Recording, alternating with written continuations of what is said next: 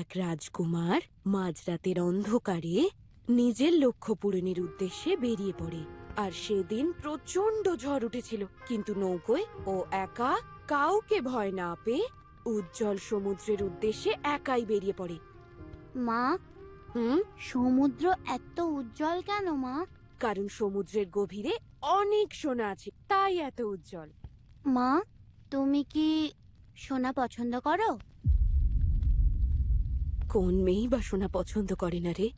মা, দেখো, একদিন পৃথিবীর সব সোনা তোমাকে এনে দেব মা। আচ্ছা ঠিক আছে, এখন তুই শুয়ে পড়, কাল সকালে গিয়ে নিয়ে আসবি। হুম, হুম। চোখ বন্ধ কর। জয় জয়